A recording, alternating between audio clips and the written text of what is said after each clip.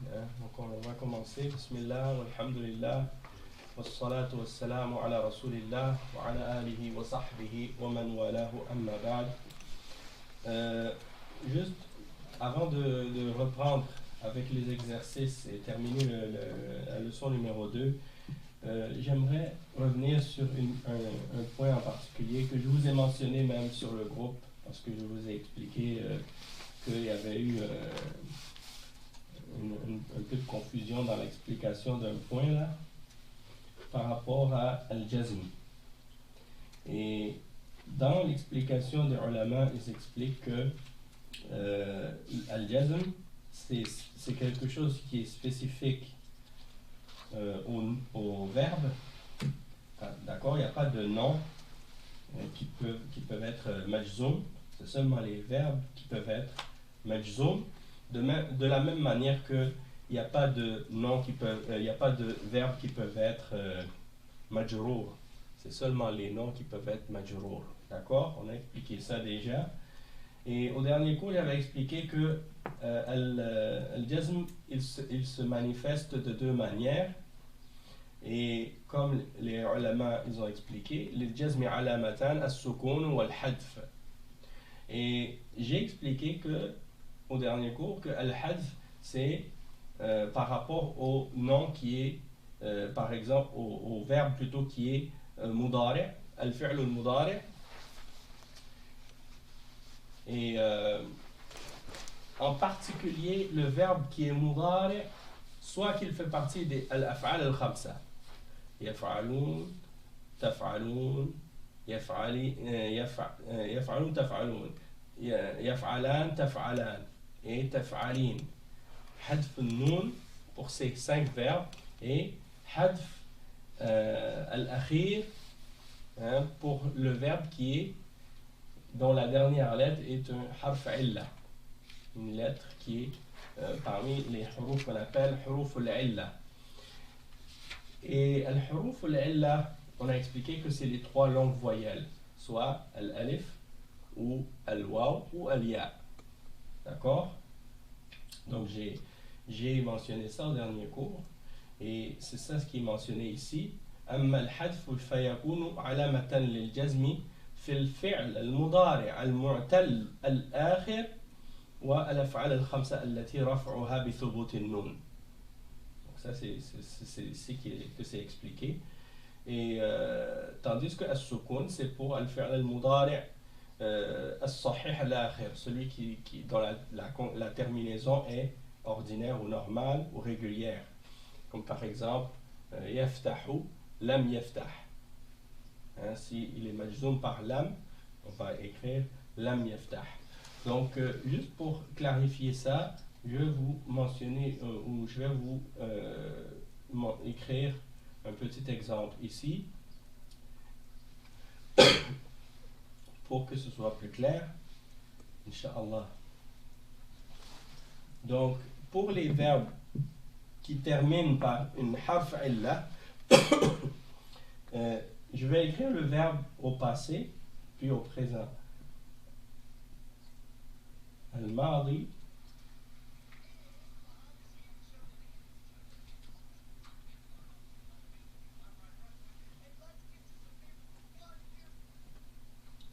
et al-mudari',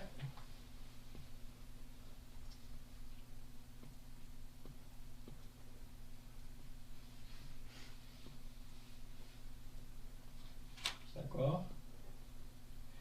Et ici, ensuite, je vais marquer lorsqu'il est majzoum.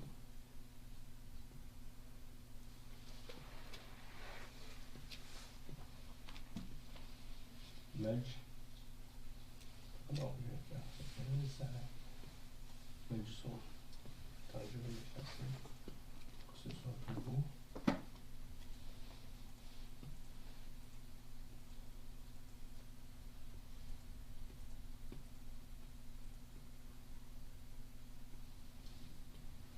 Ok, majzoum.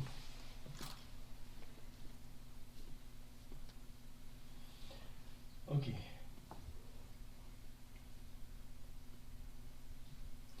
Donc, le verbe, par exemple, au passé, Masha.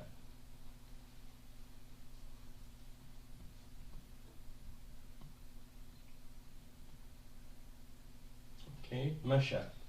Ça veut dire marcher. Hein? Masha, ça veut dire il a marché. Au présent, yamshi.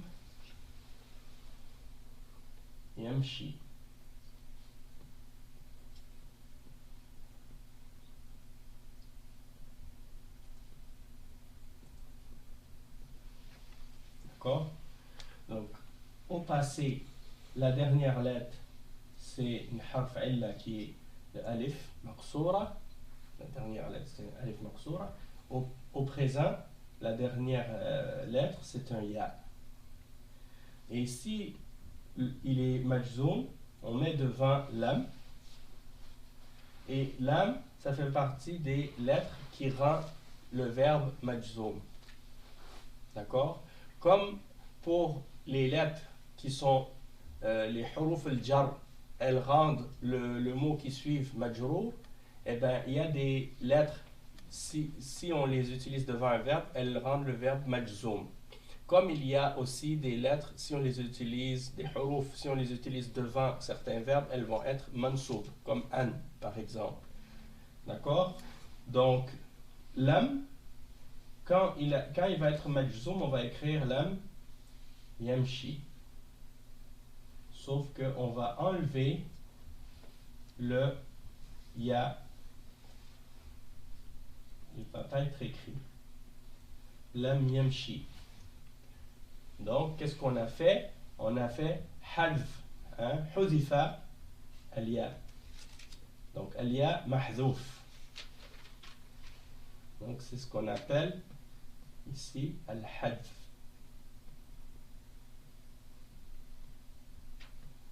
Et al-hadf, ça veut dire enlever ou supprimer. Supprimer. Donc, on a supprimé. Un autre exemple d'un autre verbe qui termine par une harf illa, le verbe da'a. Allez, je me suis trompé ici.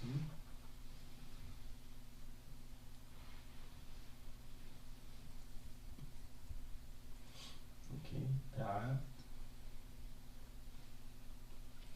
Au présent, c'est quoi? Da'a au présent, c'est quoi? Vous savez? Yad'u. Je sais qu'on n'a pas encore appris les verbes, donc vous êtes excusés de ne pas savoir ces choses-là. On a vu quelques exemples de verbes, mais on n'est pas vraiment rentré dans les verbes encore. Donc ça va venir bientôt, Inch'Allah. Yad'u, ça c'est au présent.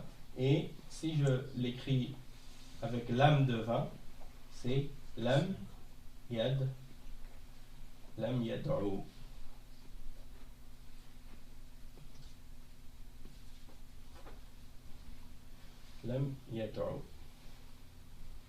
Donc le waw, il est mahdouf. Donc al-hadf, quand on parle d'une lettre on veut mentionner qu'elle a été supprimée, on dit qu'elle est oh pardon, je me suis trompé. Wa alaykum salam wa rahmatullahi wa barakatuh. Mahdouf. Donc si c'est une lettre, c'est féminin, donc mahdoufa, mais c'est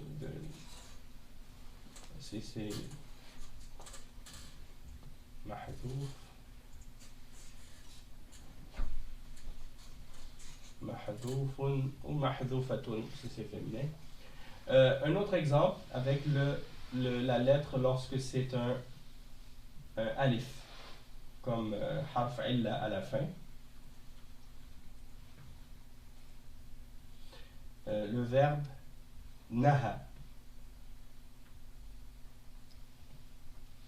Naha, qui veut dire interdire. Da'a, ça veut dire appeler. Au présent, c'est yanha. Yanha.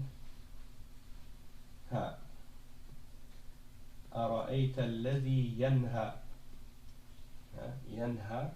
Et quand on le met avec lam devant, donc lam yanha.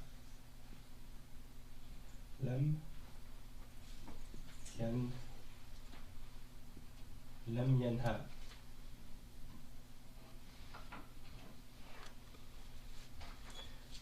D'accord.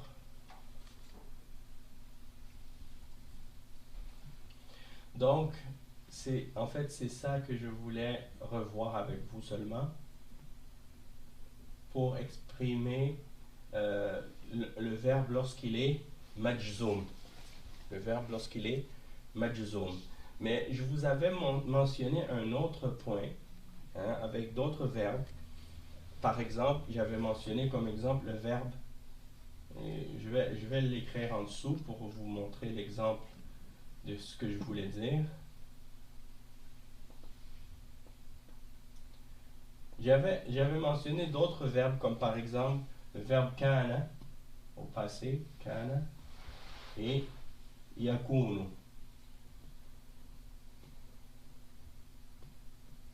Bon, kana, il y a un harf illa dedans, au milieu et ici.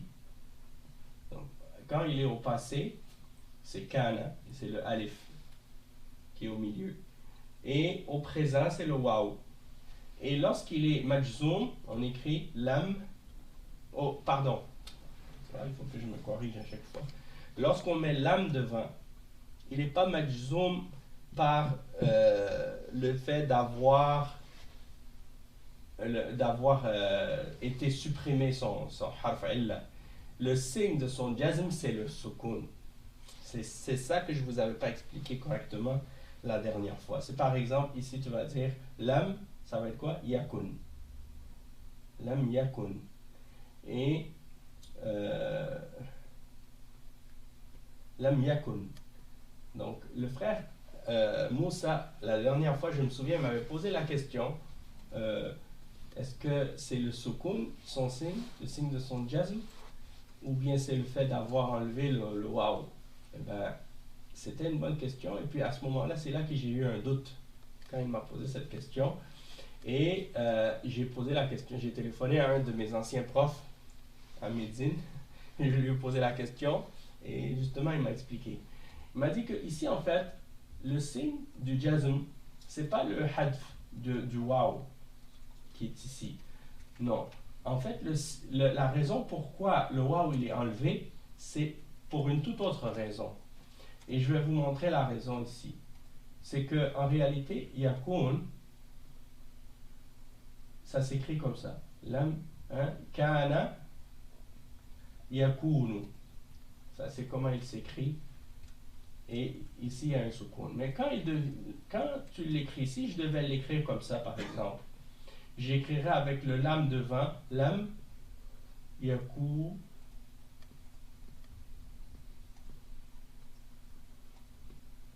Donc, ça voudrait dire qu'il y aurait deux sukuns qui se suivent. Le sukun sur le waw, puis le sukun du jazm. Et en arabe, il ne peut pas y avoir deux sukuns qui se suivent. Hein?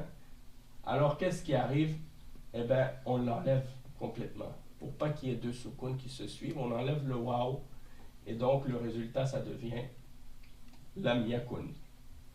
D'accord? Et c'est la même chose aussi pour qala,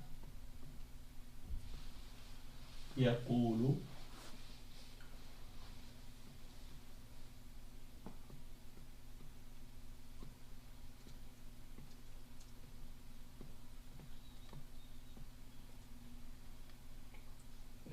Quand il est majzoum, tu vas dire lam yaqul.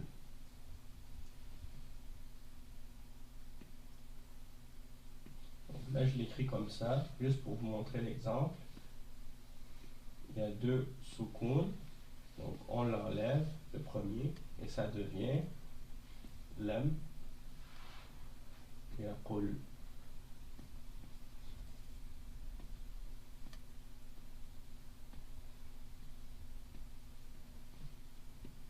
Et donc, le signe du jazm, ici, c'est as-sukun et non pas hadf, harf al-illa.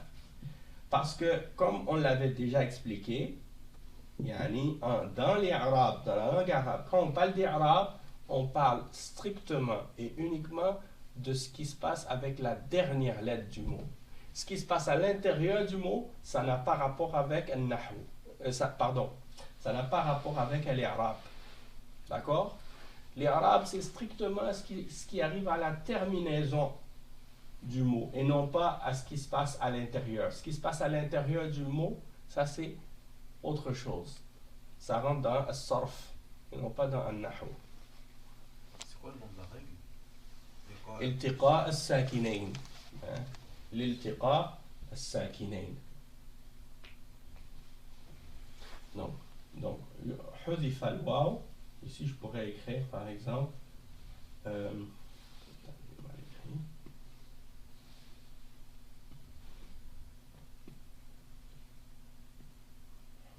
حذف الواو لالتقاء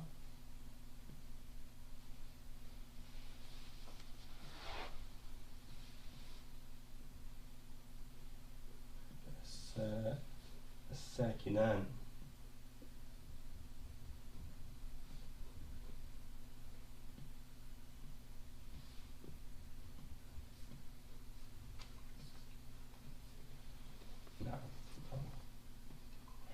حذف الواو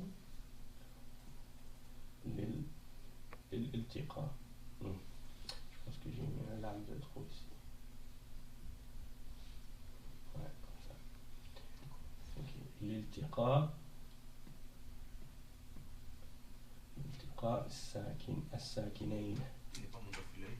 Ouais, c'est ça. أحسنت. الالتقاء الساكنين.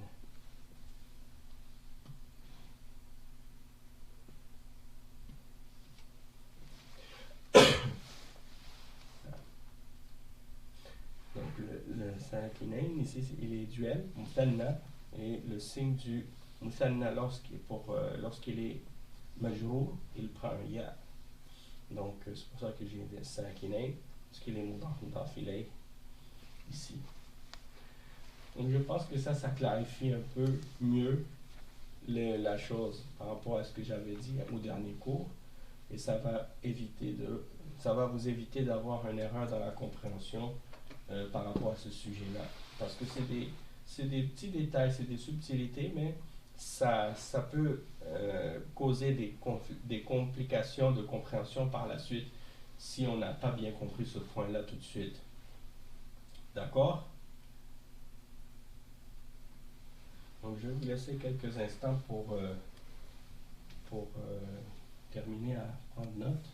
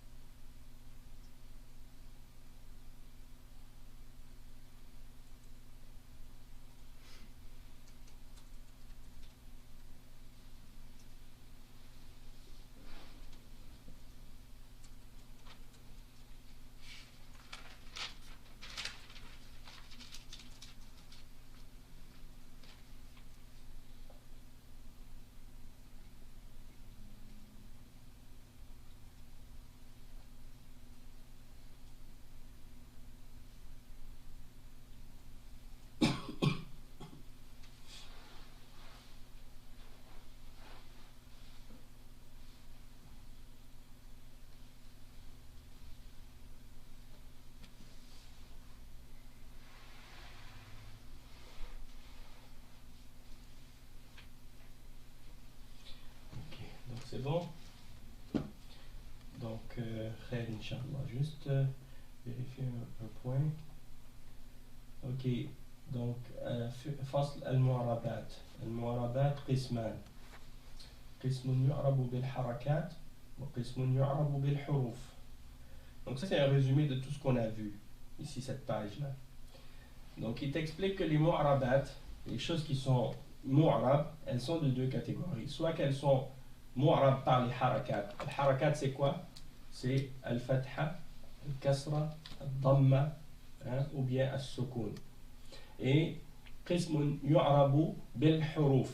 Il y a une catégorie des mots qui sont mu'rab, ou des verbes, qui s'expriment par des lettres et non pas par des harakat. Et voilà le résumé de ça ici. Il explique ici donc que ça c'est un résumé de la Jurumiyya en tableau en fait. Donc فالذي يعرب بالحركات أربعة أنواع. Il y a 4 catégories qui sont mu'rab par des harakat.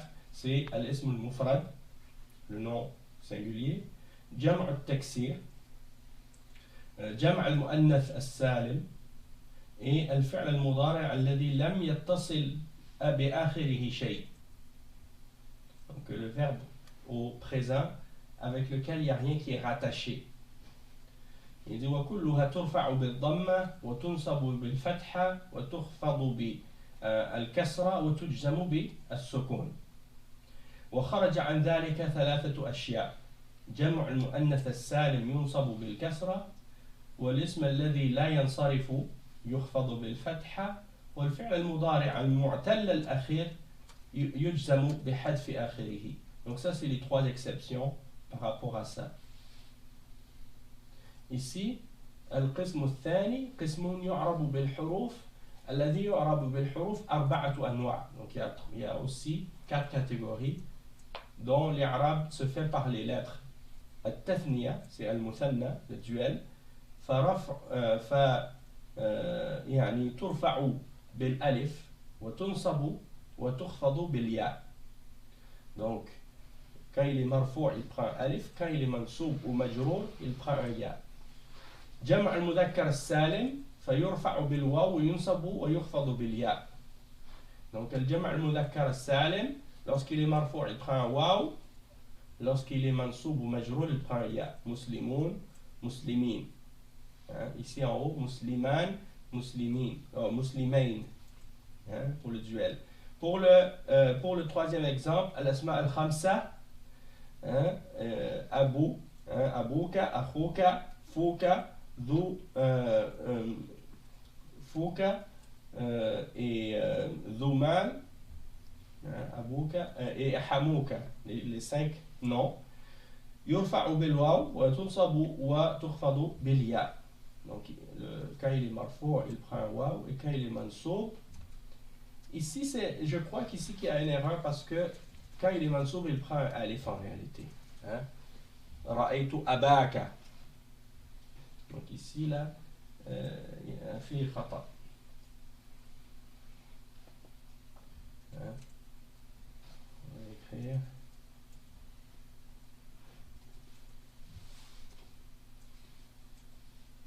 Alif.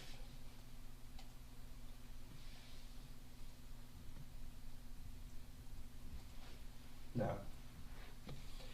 Parce que الأفعال الخمسة par exemple هذا أبوك رأيت أباك سلمت على أبيك.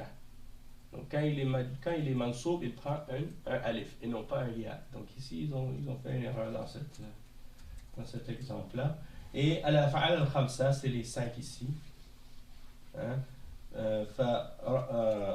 ترفع بالنون وتنصب وتجزم بحذفها.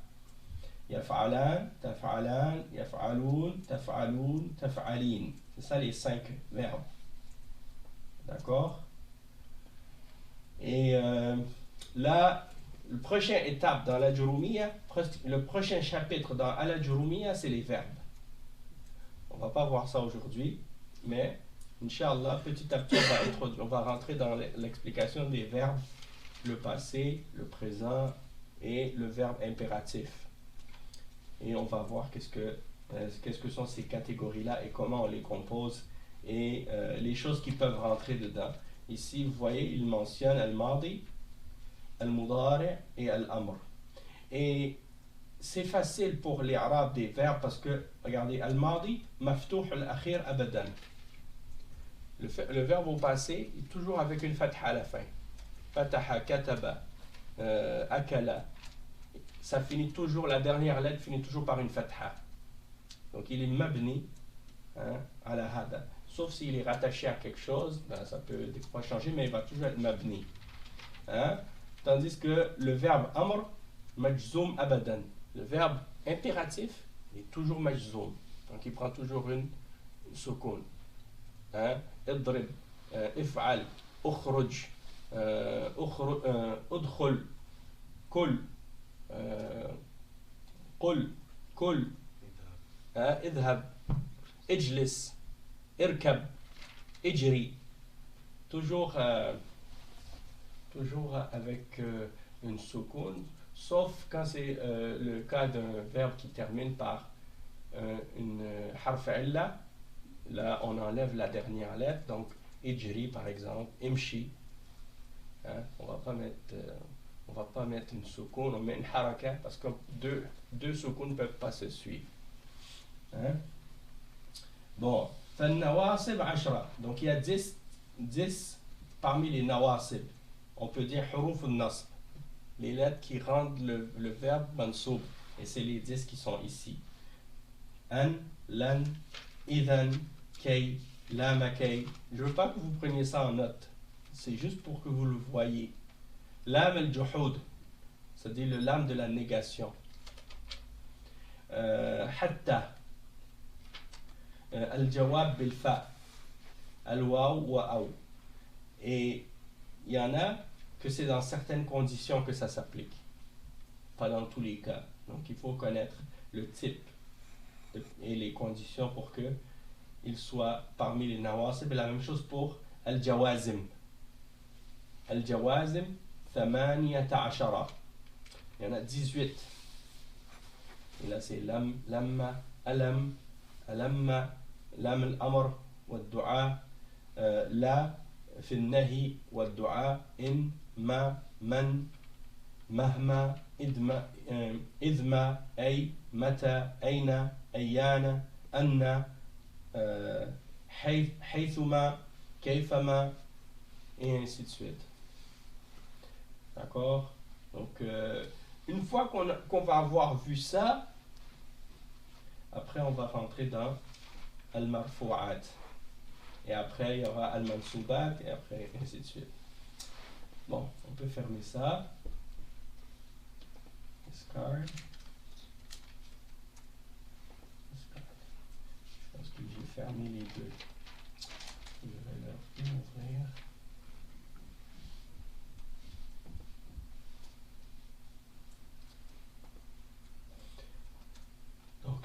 Donc ça, c'est le point que je voulais clarifier. Alhamdulillah. Ça fait une petite revision. Et ce qu'on va voir maintenant, ça va être... au fur et à mesure, vous allez voir des exemples de ça dans le cours des leçons de médecine aussi. Parce que tout ça, c'est expliqué dans le volume 3 des leçons de médecine. Le volume 3 et 4. En fait, le volume 3 est divisé en 2 sections. Quand on étudie à la Jami'a, on apprend dans le niveau 3, on apprend la première moitié du livre, et le niveau 4, c'est la deuxième, le niveau 4, c'est la deuxième partie du livre, du volume 3 qu'on apprend la fin du livre. Et en réalité, c'est ça, c'est à la Jurumi, mais résumé, et avec des exercices, et il te fait découvrir étape par étape des petites choses par rapport aux règles qui sont mentionnées à la Jurumiyya, avec les conditions, les exemples. Mais moi, je trouve que si on apprend les règles de grammaire juste avec le livre de Médine, je pense que moi je trouve que des fois c'est un peu restrictif, et ça t'empêche ça t'empêche de voir l'image au complet. Hein? Parce que tu vas penser que qu'est-ce que tu as appris, ça y est, c'est ça. Puis plus que tu avances, tu réalises que finalement, oh non, il y avait d'autres choses que je n'avais pas compris, je ne savais pas qu'il y allait avoir d'autres détails qui vont se rajouter. Là, tu vois tout ce qu'il y a d'un seul coup, et là, tu vas comprendre les détails de ces explications-là avec les cours qui vont venir, ça va se clarifier au fur et à mesure, mais au moins, tu sais ce qui t'attend de façon générale. Moi, j'aime bien ça, voir les choses de cette façon. C'est sûr, bon, chaque professeur il a une différente approche et méthodologie, mais moi, j'aime bien mélanger les deux. Le livre de Médine et la méthode de Al-Chouroumia, les deux ensemble, moi, je pense que ça, c'est l'idéal. Si je ne me trompe pas, on est rendu ici. Ça, c'est la fin du cours numéro 2. À moins qu'on l'ait... Est-ce qu'on l'avait fini au dernier cours? Oui, je pense qu'on l'avait fini. Parce que je me rappelle qu'on avait vu les derniers vocabulaires à la fin. On avait vu liqa'un, jayyidun, jaybun, juyubun, nahrun, anharun, barqiyya. Oui, tout ça, je me souviens. Ok, donc on va commencer avec le dialogue. Dans ce cours, on va revoir certaines notions qu'on avait déjà commencé à étudier. Et là, on va en voir les nouvelles. Inch'Allah. Donc, qui veut commencer la lecture? ذكرني اسمك. عبد الملك. ما شاء الله. عبد الملك. Alors, Abdul Malik, c'est un frère qui nous vient de France, de Lyon. Et il habite dans Toronto. Il est venu aujourd'hui. Il reste pour la semaine. Donc, il vient. Il a dit qu'il voulait assister. Donc, j'ai dit oui, il n'y a pas de problème. Khair, Inch'Allah. Donc, mais lui, il est déjà avancé. Il a déjà avancé dans le livre numéro 2 qu'on est en train de faire. Il est rendu à la fin, il m'a dit. Mais il peut participer avec nous. Il va lire aussi, Inch'Allah. Donc, Tafaddal, qu'est-ce qu'on peut faire? Tu vas lire avec Yaqub. Toi, tu vas lire le dialogue de Ahmed. Et Yaqub, lui, va lire Ali. D'accord? Attends. Je vais annoncer le micro pour tout le monde. Bismillah. كم طالبا في فصلكم يا علي؟ في فصلنا 14 طالبا. الطلاب في فصلنا فيه 19 طالبا. يا علي، ما اسم الطالب الجديد الذي جاء أمس؟ اسمه أسامة. هو طويل جدا، أليس كذلك؟ بلى، هو طويل جدا، ولكن حامدا أطول منه. إنه أطول طالب في فصلنا. ومن أطول طالب في فصلكم؟ أطول طالب في فصلنا إبراهيم. أدفترك هذا يا أحمد. إن خطك جميل جدا، ما شاء الله. شكرا يا علي، خطي جميل وخطك أجمل. من هذا الفتى الذي معك يا أحمد؟ كأنه أخوك. نعم، هو أخي الشقيق. أكبر منك هو أم أصغر؟ هو أصغر مني. في أي مهجع أنت يا أخي؟ أنا في المهجع الخامس، وهو بعيد جدا عن المدرسة. بعيد جدا عن المدرسة. أنا في المجمع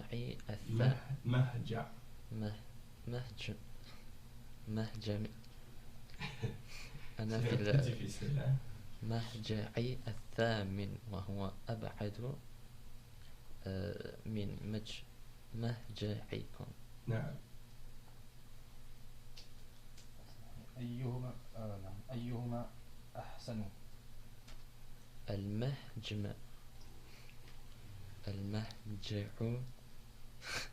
المهجع الخامس أحسن، فإن غرفه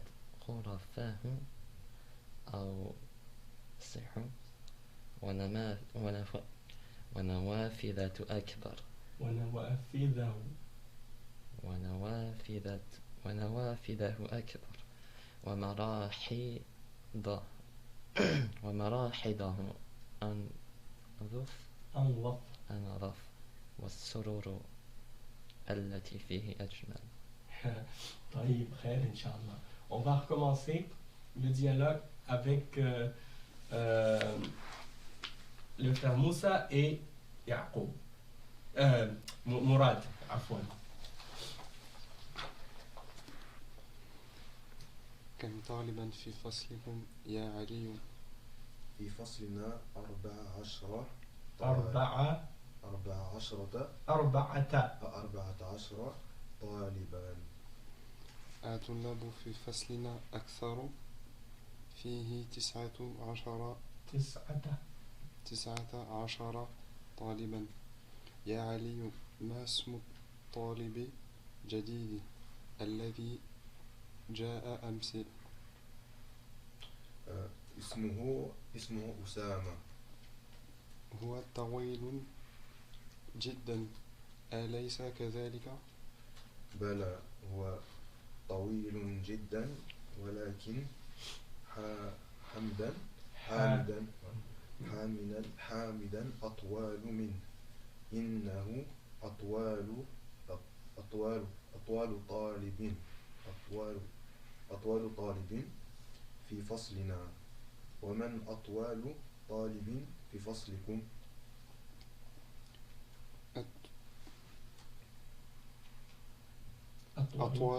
أطول طالب في فصلنا إبراهيم. أدفترك هذا يا أحمد. إن خطك جميل جدا، ما شاء الله. شكرا يا علي، خطي جميل.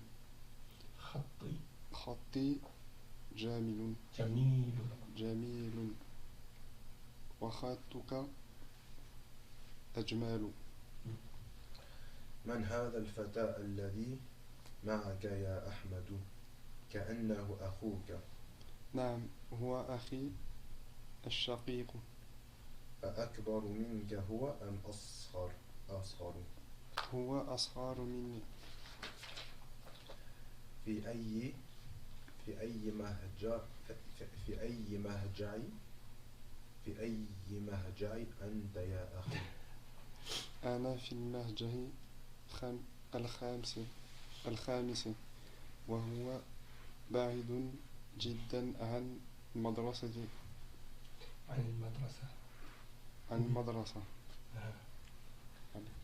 أنا في المهجع الثامن، وهو أبعد من مهجعكم. أيهما أحسن؟ المهجع الخامس أحسن، فإن غرفه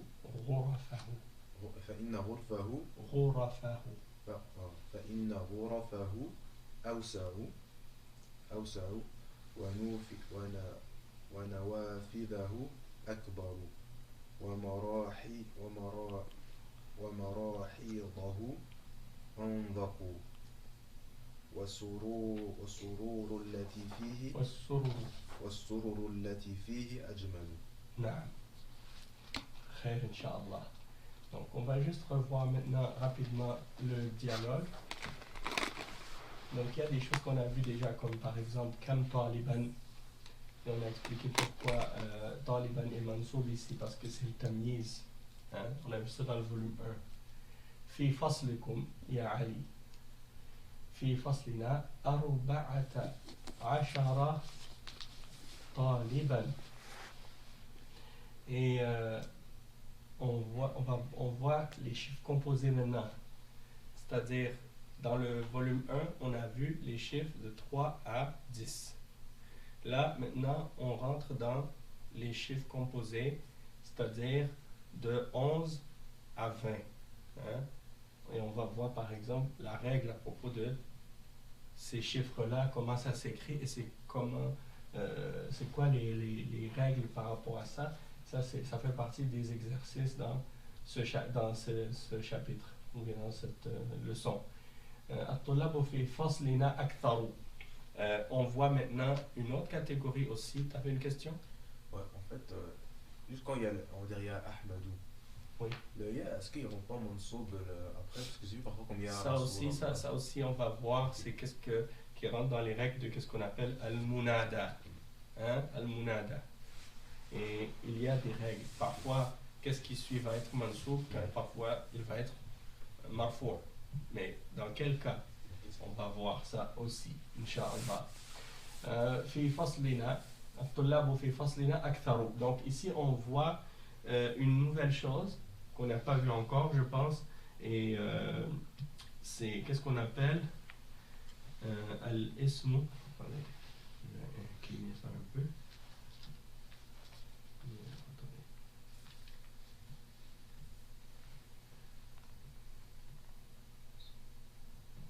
Donc ismu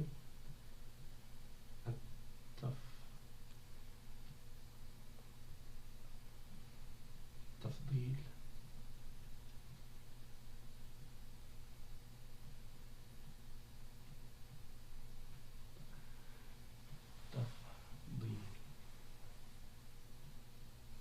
اسم التفضيل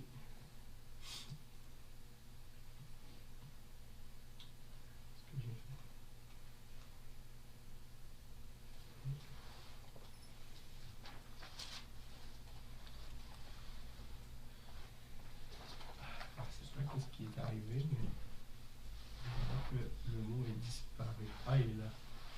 اسم التفضيل. اسم التفضيل. Tafdil, ça vient de al-fadl.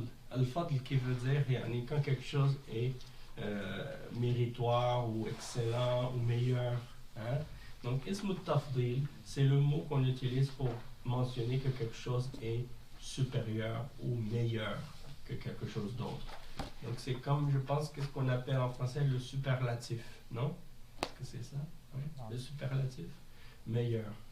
Donc, par exemple, si je dis هذا كبير, هذا الكتاب كبير, par exemple,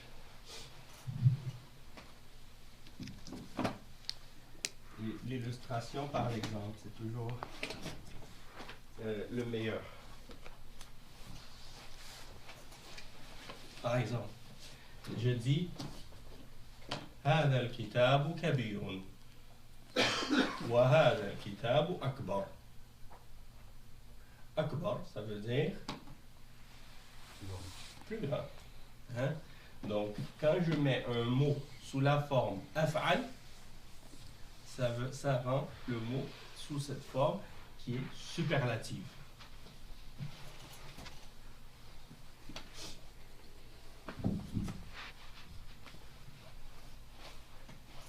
Donc, pour clarifier, quand le mot il est sous quand c'est un ism tafdil, il est sous la forme de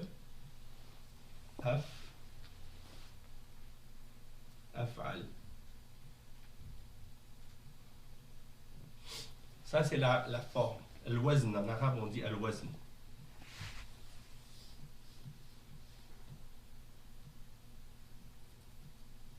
Al-wazn. Al-wazn, ça veut dire la balance ou le poids. Et dans le pluriel de wazn, c'est awzan. Awzan. Et dans la langue arabe, il y a des awzan. Et ça a rapport avec le sarf. Il y a des awzan, c'est-à-dire il y a des modèles.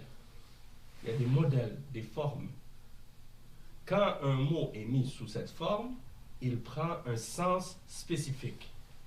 Donc, quand tu vas mettre un verbe, un nom sous la forme de af'al, eh bien là, il va devenir superlatif. Comme par exemple, si on regarde le mot akbar. Akbar. Akbar, ça veut dire plus grand. Des fois, les gens ils traduisent quand on dit par exemple Allahu Akbar. Et j'ai lu dans certains articles des koufars, quand ils traduisent ça, ils disent Allah est grand. Alors que Allahu Akbar, ça ne veut pas dire que Allah est grand. Si je voulais dire que Allah est grand, je dirais Allahu Kabir. Hein? Mais lorsque je dis Allahu Akbar, ça veut dire Allah est le plus grand. Hein? Il est le plus grand, il n'y a rien de plus grand que lui. D'accord? Donc Akbar, ça c'est un exemple. Si je dis par exemple Tawilun, Kabirun, Akbaru, Tawilun, Atwalu. Par exemple, je pourrais dire Karimun, Akram, Qawiyun, Aqwa, Qawiyun, Aqwa, Shadidun, Ashad. Donc, selon la forme du mot aussi, des fois, il peut y avoir des petites différences. S'il y a des huruf illa, s'il y a une shadda, ou des choses comme ça, mais ça reste toujours sous la forme, à la base, qui est la forme af'al. Plus loin dans les détails, on va voir les détails de ça plus tard. Ok, on continue dans l'explication du dialogue. Ensuite, donc, fihi tis'ata ashara taliban. Et la règle pour le genre, elle reste ici. On sait que tis'a taliban. Talib, c'est masculin, et donc le nombre est féminin. Ça reste. Et ashara, il est invariable. Il va toujours être pareil. Ya Ali. ما اسم الطالب الجديد الذي جاء أمس؟ اسمه أسامة. هو طويل جدا. أليس كذلك؟ بلى. Ça aussi c'est une chose. C'est que lorsque on pose une question à l'interrogative, eh bien la réponse c'est pas na'am, mais c'est de dire bala. Par exemple, il y a beaucoup de questions de ce genre-là dans le Coran. أليس الله بكاف عبده؟ بلى. بلى من أسلم وجهه لله. Donc, on ne dit pas na'am, on dit bala. D'accord? ألست ذكيا؟ بلى. Donc, ensuite, هو طويل جدا لكن حامدا. لكن ça fait partie des lettres ou des huruf que si tu le mets devant un verbe ou un nom, il va devenir mansoub comme an. C'est parmi les akhawat de an. Lakin. D'accord? Lakin fait partie des sœurs de an. Donc, il rend le nom qui suit mansoub. Lakin hamidan atwalu minhu. Atwal, c'est-à-dire plus, il est plus grand de taille. فإنه أطول طالب في فصلنا. C'est lui l'élève le plus haut en taille dans notre classe. ومن أطول طالب في فصلكم؟ أطول طالب في فصلنا إبراهيم. أدفترك هذا يا أحمد؟ إن خطك جميل جدا ما شاء الله. شكرا يا علي. شكرا يعني c'est à la base أشكرك شكرا. أشكرك شكرا يا علي. خطي جميل. خطي جميل وخطك أجمل. Jamil, Ajmal, plus belle encore. Beau, plus belle. من هذا الفتى الذي معك يا أحمد؟ كأنه أخوك. كأن, ça fait aussi partie des akhawat de anna ou de inna. Et كأن, ici c'est comme si. Ça veut dire c'est comme si, en voulant dire كأنه أخوك. يعني c'est comme si j'ai l'impression que c'est ton frère. Hein, c'est comme si c'est ton frère parce qu'il te ressemble ou il y a une ressemblance. Hein? Donc, comme si par exemple je te vois, tu rentres dans la mosquée ou tu rentres quelque part, je te vois, puis je te dis Ma bika ya akhi, ka'annaka hazinun. Hein? Hazin, c'est-à-dire triste. Comme, qu'est-ce que tu as, mon frère? On dirait que tu es triste. Hein? Donc, pourquoi? Parce que j'ai l'impression que tu es triste. Donc, je dis ka'annaka. Hein? Ka'annahu. Donc, ka'anna, c'est dans ce sens-là. Na'am, huwa akhi shaqiq. Akhi shaqiq, الأخ الشقيق أو الأخت الشقيقة, qu'est-ce que ça veut dire? Al-akh al-shaqiq, ça veut dire celui dont le père et la mère c'est le même. D'accord? Donc al-akh al-shaqiq, c'est ton frère de même père et de même mère. On dit al-akh al-shaqiq. Hein? Donc al-shaqiq, c'est comme si c'était c'est comme ouais, c'est ça. Le sens, il y a un sens peut-être linguistique là-dedans derrière, parce que shaqiq, ça vient de shaqaqa, shaq. Mais ici c'est comme pour dire l'explication, c'est ça. La personne qui a le même père, même mère que toi, soit ton frère ou ta soeur, on dit akh shaqiq. Si quelqu'un est ton demi-frère ou ta demi-sœur, comment on dit? On dit soit akh min al-um. Tu vas dire par exemple huwa akhi min al-um. Donc c'est mon demi-frère du côté de ma mère. Ou bien akh min al-ab. Huwa akhi min al-ab. C'est mon frère du côté de mon père. C'est mon demi-frère du côté de mon père. Mais il n'y a pas le fait de penser que par exemple parce que quelqu'un est ton demi-frère, il est moins que ton frère. Non, c'est ton frère quand même. Mais c'est sûr que le frère de même père, de même mère, il est plus proche que toi, mais n'empêche que ton demi-frère, c'est ton frère aussi. Hein? Parce que vous avez un parent en commun. Donc ça, c'est important. نعم هو أخي الشقيق علي أكبر منك هو أم أصغر. Donc كبير أكبر صغير أصغر. Encore une fois, la règle qui se répète. هو أصغر مني. في أي مهجع. On a eu beaucoup de difficultés avec ce mot-là. مهجع. المهجع, c'est l'endroit où on va pour dormir. Donc c'est le dortoir en fait. المهجع. Donc on peut écrire ici dortoir.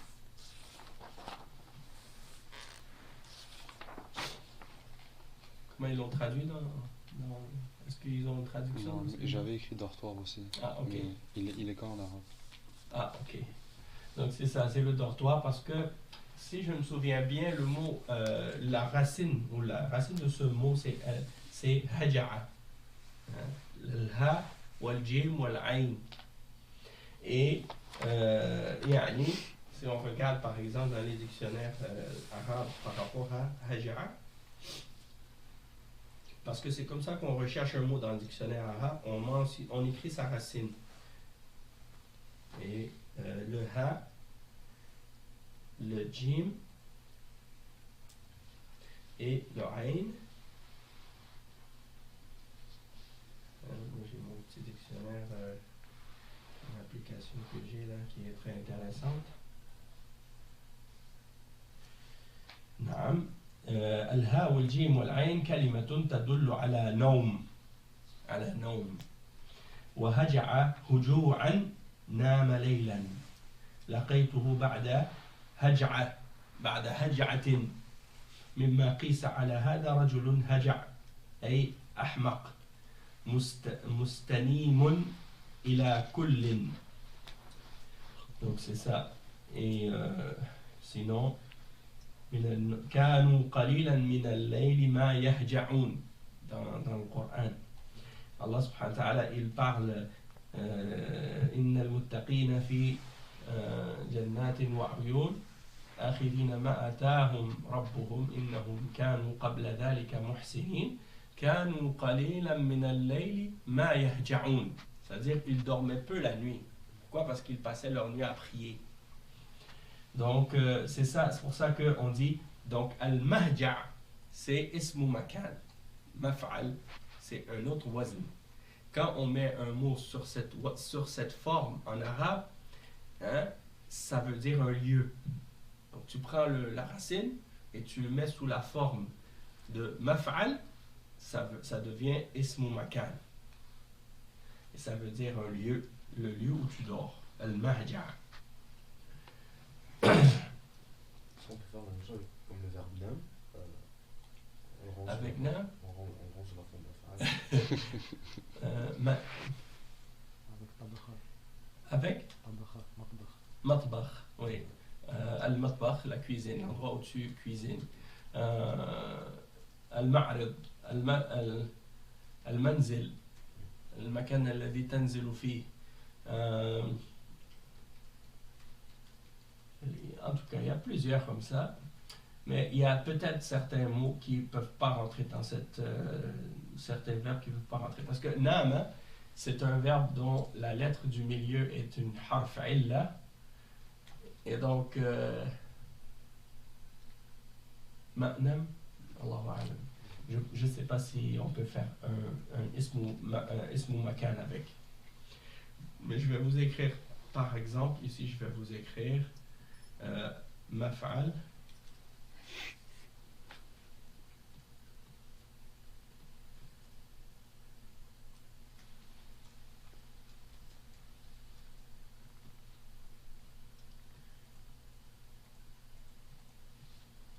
Ça ne sert à rien de rentrer trop dans les détails dans ça, parce que on va le voir en détail plus loin, dans les autres cours, plus loin dans le livre. Ismu makan. Maf'al ismu makan. Donc, mahja. Ici. Mahja.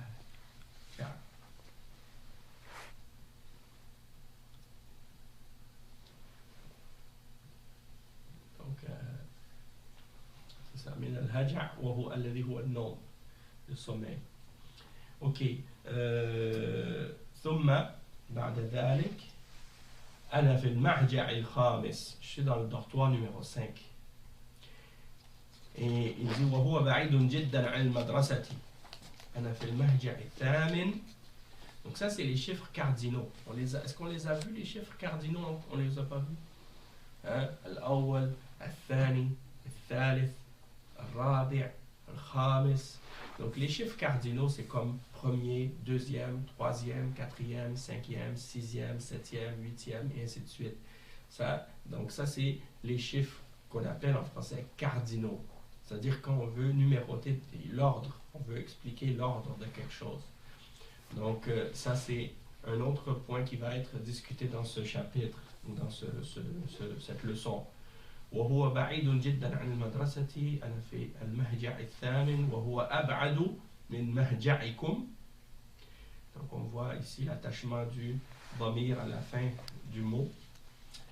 أيهما أحسن. أيهما, c'est-à-dire lequel des deux est meilleur. أيهما أحسن. المهجع الخامس أحسن, le meilleur. حسن أحسن. Ahsan, ça veut dire meilleur. Hassan, ça veut dire bon. Ahsan, ça veut dire meilleur. فإن غرفه, غرف, le pluriel de غرفة, أوسع. أوسع, ça vient, c'est la forme superlative de واسع. واسع, c'est large, vaste. أوسع, يعني plus vaste, plus grand. ونوافذه أكبر, ses fenêtres sont plus grandes. ومراحيضه أنظف. أنظف qui vient de nadif. Nadif qui veut dire propre. أنظف, plus propre. ومراحيض c'est les toilettes. أكرمكم الله. والسرر التي فيه أجمل. Donc les lits qui sont dedans sont plus beaux. Et les êtres humains, on aime toujours, bien entendu, ce qui est plus propre, plus grand, plus large et plus beau. Et ça, c'est normal. Alhamdulillah. Donc, on va s'arrêter ici pour aujourd'hui. Au prochain cours, on va rentrer dans les exercices et on va commencer à voir, si vous voulez, jusqu'à la semaine prochaine, commencez à regarder les exercices par vous-même. Et comme ça, quand on va arriver au prochain cours, on va rentrer directement et ça va être plus facile pour vous. Et étant donné qu'il y a beaucoup de frères qui ne sont pas là, comme ça, Inch'Allah, on va pouvoir faire les exercices ensemble. D'accord? سبحانك اللهم وبحمدك أشهد أن لا إله إلا أنت أستغفرك وأتوب إليك وصلى الله وسلم على نبينا محمد وعلى آله وصحبه أجمعين والسلام عليكم ورحمة الله وبركاته. S'il y a des questions, je ne sais pas si vous avez des questions.